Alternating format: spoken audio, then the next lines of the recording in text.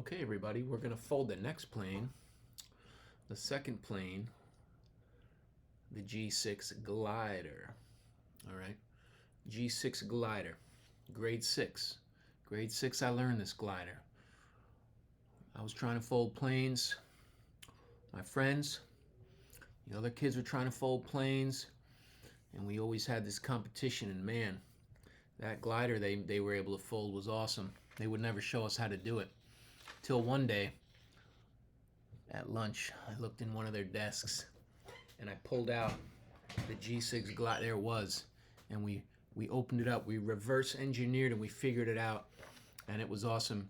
And to this day, I remembered it. And I'm going to show you guys. Okay, so here we go. G6 glider. Top of your page comes down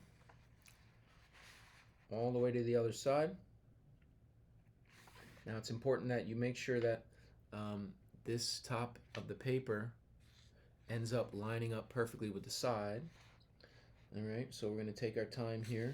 Before you crease anything, really, move that corner in and out till you get the tip to be perfect, and it will be better off. Okay, so remember, precision is important. So there you go. I'm going to hold it in place with a couple fingers here. I'm going to slowly work that crease in. There we go.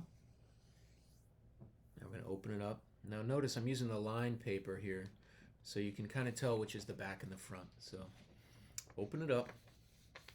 Now we're going to do the same from this corner. I'm going to bring this corner down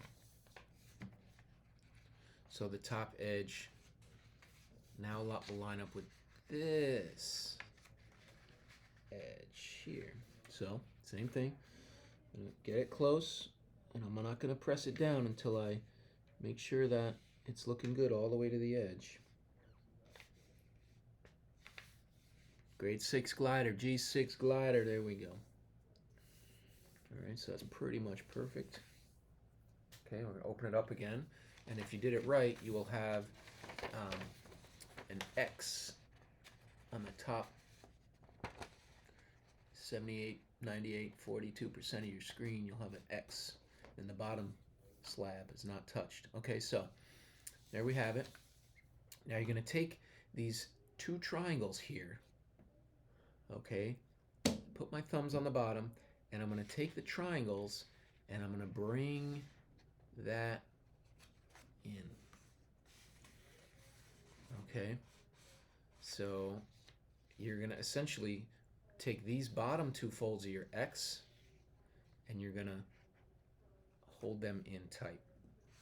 Okay, and you're going to hold it here, and you're going to kind of work this top down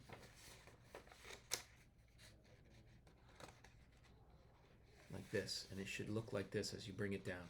So you bring those two pieces in, and then you bring this down, okay, and you'll have this sandwich going on, okay, of your pieces.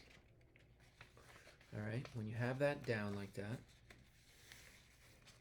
you're going to tighten that fold up. So you're going to make sure they line up, pull them tight to the edges. Okay,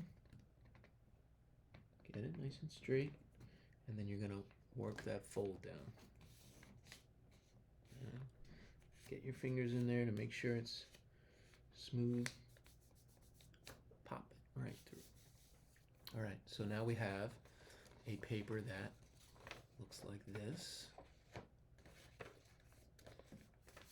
Okay, so there's that step. If yours doesn't look like this, rewind and do it again until you get here. Okay, so because now we're going to make a couple more folds. Now we're going to take one of these corners, start here, and I like to roll it kind of between, loosen that paper up a little bit, and we're going to make the bottom edge line up with the center here. So we're going to take that and we're going to bring it in. All right, take your time. Make sure it's level on the top here as well. And we're going to fold it. Same on this side. Take the loose corner here. I'm going to kind of roll it a couple times between my fingers. loosen that paper. Here we go, and we're going to line it up to the top, corner to the top, and we're going to get it lined up there. Okay, a little gap. Now, my friends, paper is not perfectly square, so if it's not perfect, it's okay, but do your best. Notice that gap in the middle. That's totally fine. Okay, so now we have our two flaps. Now we're going to do that a similar way again. So we're going to take a corner here, and we're going to bring it in. We're going to bring the bottom edge here to the middle. So fold it in like this. Try not to block your view here. One. Okay, so that goes over like that, and then the same on this side. This goes over like this, and you end up with a kite looking formation on the top here. Okay, so we started with this, we brought one in, then the other, and we do it similarly but differently, and we end up with the kite. Okay, so now we're going to tuck this nose over. So we're going to fold this nose part, the top of the kite, we're going to fold it like that. We're almost done. Now what we have to do, if you notice on the part you just folded over, there are these little caverns here, that we're going to tuck, okay, this bottom piece into. So you open this, pull this one out, and then you're going to tuck it into that cavern like that. And then you're going to pull this side out, and you're going to tuck it as well into that zone. There we go. And then you slowly just work it down so it's nice and smooth and flat. And that tucking will keep those flaps in place. Now they're all lock and load, and that's actually how you hold it. You hold it on the bottom as well for your launch. Last step is to bring up some fins, side fins. So I go about, half an inch to 3/4 of an inch, finger width or so. Up one, up the other, and that is the G6 glider. Okay, she's flat, smooth, has a good hang time in the air.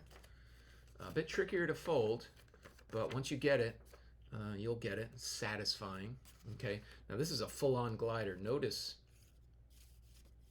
no vertical piece in the middle, no fuselage there. So we rely on these fins to provide a bit of the stability, but it does hang really well. So if you have maybe a high deck, this is something that's great to throw off something high because it can get to a really nice spiral. But it doesn't jet through the air as well as our buddy the Dart, who can really slice through the air. Okay, G6 glider, grade 6. You've learned it. I've passed on my wisdom to you. Use it well, and I'll see you in the next video for the world record holder.